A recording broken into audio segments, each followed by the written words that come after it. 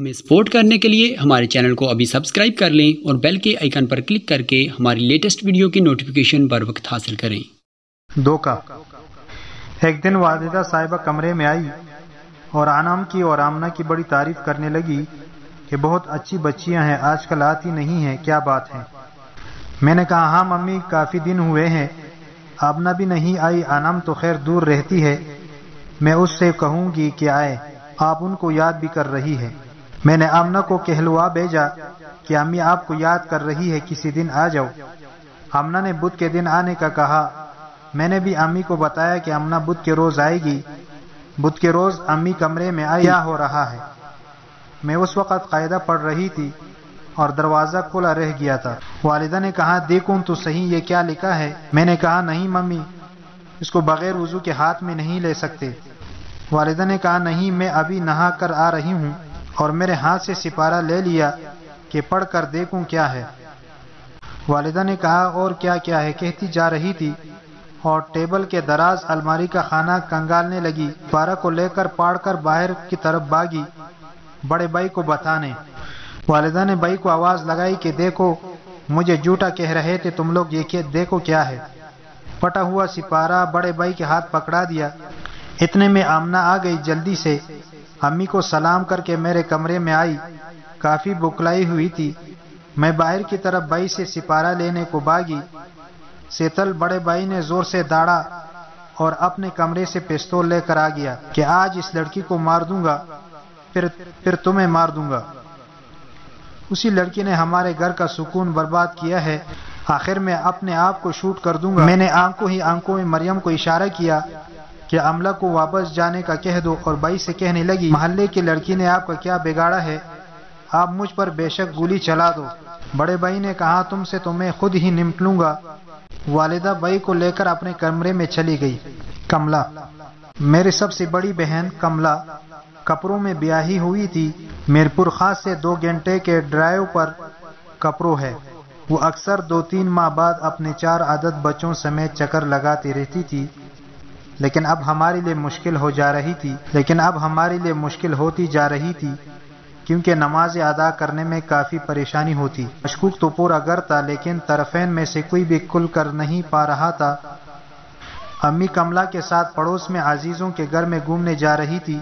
हम उनके बच्चे संभाल रहे होते। शुक्र अदा करते कि नमाज अदा करने का मौका मिल जाता था। एक दफा अल्लाह का करना ये हुआ कि राज ना रहा। बड़ी बहन अम्मी के साथ शाम के वक़्त किसी अजीज के घर गई और अपनी 6 साल बच्ची को छोड़ कर गई। मगरिब का टाइम खत्म होता जा रहा था। हमने झट से उसे भी कमरे के अंदर किया और चादर बिछाकर मगरिब की नमाज अदा करने लगी। वो बच्ची ये सब देख रही थी। दूसरे रोज बहन अपने बच्चों समेत वापस ससुराल चली गई। तीसरे दिन उसका फोन आया कि मोनिका कहाँ है, बात कराएं। मैंने रिसीवर कान से लगाया और वो रस गोलने लगी। कमला ने कहा मोनिका, तुम कब तक हमें धोखे में रखोगी, तुम्हारे मुसलमान होने का पक्का सबूत मेरे पास है। मैंने कहा दीदी क्या हुआ। कमला बोली ये पूछो क्या नहीं हुआ, खुदकशी। मैंने कहा कुछ तो बताओ क्या हुआ। कमला बहन बोली ये मैं कल घर आके बताऊंगी। खटाखट से फोन बंद कर दिया। या अल्लाह अब क्या होगा। बड़ी बहन जिसको मैं दीदी कहती थी, इसको कैसे मालूम हुआ। दूसरे दिन दीदी हमारे घर में मौजूद थी। अबू भाई और अम्मी सबको जमा किया और कहने लगी जब मैं आपके घर से अपने घर गई तो छोटी 6 साल बेटी कपड़ा जमीन पर बिछाकर नमाज पढ़ने के अंदाज में खड़ी हो गई, कभी रुकू में जाए कभी सिजदे में। मैंने हैरान होकर उससे पूछा कि बेटी ये क्या कर रही हो। बेटी ने कहा अम्मी मैं नमाज पढ़ रही हूँ। तो मैंने कहा ये तुम्हें किसने सिखाया। बेटी ने कहा मोनिका खाला तो ऐसे नमाज पढ़ रही थी, मैं भी ऐसे ही पढ़ूंगी। मेरा दूसरे नंबर का भाई एकदम तेज में आ गया, मेरा सर पकड़कर दीवार पर दे मारा और पूरी ताकत से गोंसों की बारिश मुझ पर बरसा दी। सबके सामने मेरे बहनोई भी बैठे हुए थे। मैं ये सब बर्दाश्त न कर सकी और वहां से निकलकर अबू के कमरे में जाकर नींद की गोलियों की शीशी अपने कमरे में ले आई और उसमें 10 गोलियां थी। पूरी की पूरी पानी के गिलास से हलक में उतार ली और चादर तान कर सो गई। बस इतना याद है कि नाक से खून जारी हो गया और मुझे कुछ होश न रहा। अस्पताल में 2 دن کے بعد ہوش آیا تو میں ہسپتال میں تھی۔ ابو میرے قریب کرسی پر بیٹھے ہوئے تھے۔ میری کھلی آنکھوں کو دیکھ کر قریب آئے اور بولے، بیٹا طبیعت کیسی ہے؟ یہ تم نے کیا کیا؟ میں نے کہا، ابو ہو سکے تو مجھے معاف کر دیجئے، میں نے آپ کو بہت دکھ دیے ہیں۔ یہ کہہ کر میں بہت روئی۔ ابو بھی رونے لگے۔ میں نے کہا، ابو بس آپ معاف کر دیں، میں ہلکی ہو جاؤں گی۔ ابو نے کہا، مونیکا بیٹا، سب بچوں سے بڑھ کر تم مجھے پیاری ہو، تم پر تو مجھے فخر ہے، مان ہے، مجھے دھوکہ نہ دینا۔ تم تو میرے بیٹے ہو، مجھے اپنے بیٹوں سے کوئی امید نہیں۔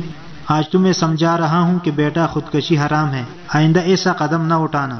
ٹھیک ہو کر کالج گئی تو انعام و آمنہ نے ڈانٹا کہ مجاہدے کا یہ کون سا طریقہ تھا، یہ کس کو خوش کر رہی تھی؟ یہ تو اللہ کو تم پسند تھی کہ جہنم کی آگ سے اس نے تمہیں بچایا۔ پاگل، اپنی ساری محنت پونجی ضائع کرنے کے چکر میں تھی کیا؟ پھر آمنہ نے الگ لے کر سمجھایا، دیکھو میں نے تمہیں پہلے ہی کہا تھا کہ دین قربانی مانگتا ہے، تمہیں کبھی نہ کبھی یہ گھر چھوڑنا پڑے گا، اب اس زاویے سے بھی سوچو۔ میں نے کہا، گھر چھوڑنا پڑے گا، یہ کیسے ہو سکتا ہے؟ میں کوئی لڑکا ہوں کہ جدھر منہ اٹھا کر چل دوں؟ آمنہ نے کہا، ہاں میری بہن، یہ ہی ہو سکتا ہے۔ اب تمہارے والدین تمہاری شادی جلد سے جلد کر دیں گے، آگے تم خود سوچ سکتی ہو کیا ہوگا۔ واقعی بڑا کٹن مرحلہ ہے، اگر اللہ کا اکرام ساتھ ہوا تو پھر تمہیں کوئی تکلیف نہیں ہوگی۔ گھر آئی تو بھوک و پیاس سے غائب، ہر وقت کوئی رہنے لگی۔ اللہ، اب میں کیا کروں، کہاں جاؤں، میں لڑکی ذات کہیں بدنام نہ ہو جاؤں۔ ہسپتال سے آنے کے بعد میں نے ابو سے موبائل کی فرمائش کی تھی کہ بھائی فون پر بات نہیں کرنے دیتے، اور یہ بھی دڑکا لگا رہتا تھا کہ امی سن لے گی تو نیا ہنگامہ کھڑا ہو جائے گا۔ ابو نے کیمرے والا موبائل خرید کر دیا، میں نے وہ فوراً بیچ کر 2 سادے موبائل خرید لے۔